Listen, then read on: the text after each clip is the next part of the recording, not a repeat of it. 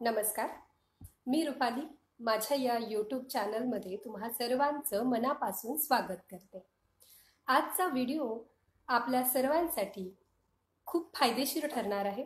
आजच्या या व्हिडिओमध्ये आपण एक असा घरगुती उपाय पाहणार आहोत जो आपल्या त्वचेला उजळ तर करतोच, पण त्याचबरोबर आपल्या चेहऱ्यावरती जर कुठले पिंपल्सचे डाग असतील किंवा वांग येत असेल तुम्हाला, ते देखील हे कमी करतं.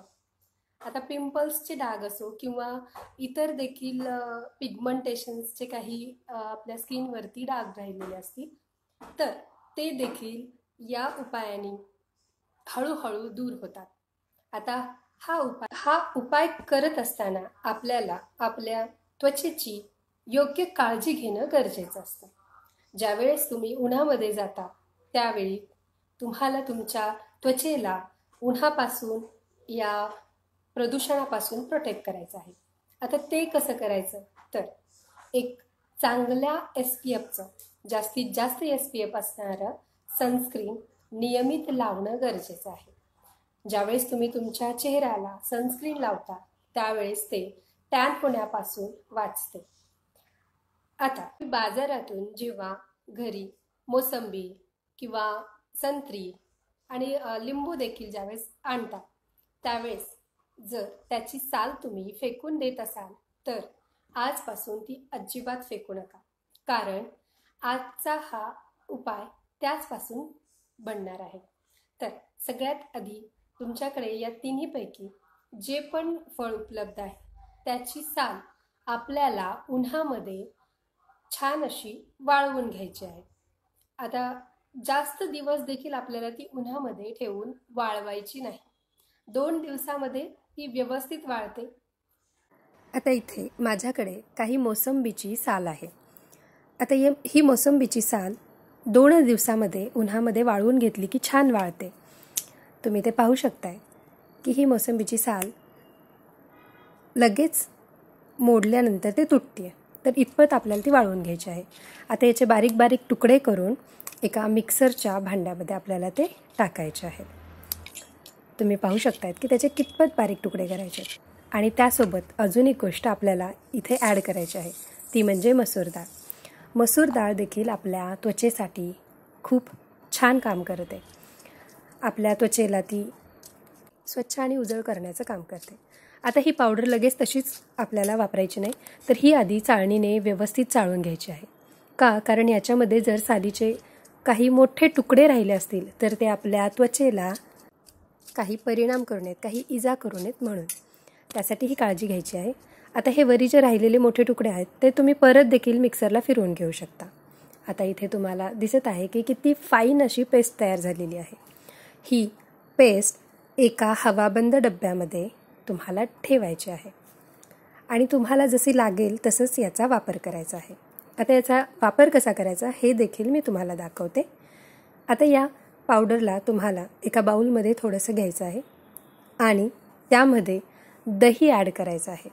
आता दही आणि ह्या पावडरचं कॉम्बिनेशन आपल्या स्किनला ब्राईटनिंग इफेक्ट तर देतच, पण त्याचबरोबर आपल्या चेहऱ्यावरती जर कुठले काही डाग असतील किंवा वांग येत असेल तर ती देखील कमी करते आणि त्याचबरोबर पिंपल्स येण्याचं प्रमाण देखील याने कमी होतं. आता हे लावत असताना जर ही पेस्ट घट्ट झाली असेल तर त्यामध्ये तुम्ही पाणी मिक्स करू शकता. थोडंसं पाणी त्याच्यामध्ये मिक्स करून परत ते तुमच्या चेहऱ्यावरती लावू शकता, किंवा तुम्हाला दूध त्याच्यामध्ये टाकायचं असेल तर ते देखील तुम्ही टाकू शकता, काही प्रॉब्लेम नाही आहे. आता हे लावत असताना एक काळजी घ्यायची की खूप जास्त प्रेशर देऊन ते आपल्या स्किनवरती लावायचं नाही. आता सुरुवातीला 10 मिनिटे ॲज अ फेस मास्क म्हणून हे आपल्या चेहऱ्यावरती लावायचं आहे आणि 10 मिनिटे झाल्यानंतर हे ॲज अ स्क्रब म्हणून आपल्याला आपल्या हात पाण्याने ओले करून त्याने आपल्या चेहऱ्यावरती हळूवारपणे सर्क्युलर मोशनमध्ये मसाज करायचे आहे. आता हे तुम्ही पाहू शकतायत की गळ्यावरती आपल्या चेहऱ्यावरती व्यवस्थित मसाज केल्यानंतर आपण थंड पाण्याने चेहरा धुवायचा आहे. एकाच यूजमध्ये तुम्हाला त्याचा इफेक्ट लगेच जाणवेल. आता सूर्यकिरणांमुळे जे आपल्या चेहऱ्यावरती टॅनिंग आलेलं असतं ते या पावडरने, या पेस्टने पूर्णपणे निघून जातं.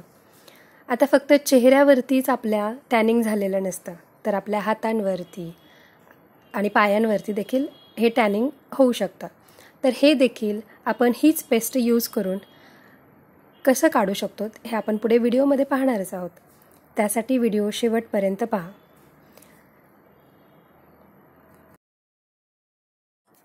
याचा वापर करत असताना तुम्हाला एक गोष्ट लक्षात ठेवायची आहे की आपल्या चेहऱ्यावरचं, हातावरचं टॅनिंग पूर्णपणे निघून जाईपर्यंत याचा वापर करत राहायचा आहे.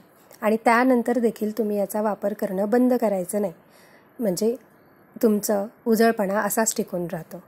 आता हातावरती आपण हीच पेस्ट लावायची आहे आणि सेम प्रोसेस जशी आपण चेहऱ्यावरती लावतो त्याच प्रकारे आपण आपल्या हातावरती हे पूर्ण लावून घ्यायचं आहे आणि हाताला देखील सर्क्युलर मोशनमध्ये व्यवस्थित चोळून ते आपल्या हाताला लावायचं आहे. तुम्ही इथे पाहू शकता की हे पूर्ण हातावरती देखील याचं ॲप्लिकेशन व्यवस्थित होतं, काही प्रॉब्लेम येत नाही. आणि हे लावल्यानंतर तुम्हाला एक सॉफ्ट ग्लोई अशी स्किन मिळते. त्यासाठी हा एकदा उपाय नक्की करून पहा. आणि हा उपाय करत असताना मी मगाशी सांगितल्याप्रमाणे डेली न विसरता सनस्क्रीन लावायचं आहे, तरच तुम्हाला याचा पूर्णपणे इफेक्ट मिळणार आहे. तर हा आजचा व्हिडिओ तुम्हाला कसा वाटला हे मला कमेंट करून कळवा. आणि माझ्या चॅनलवरती जर नवीन असाल तर सबस्क्राईब करायला अजिबात विसरू नका.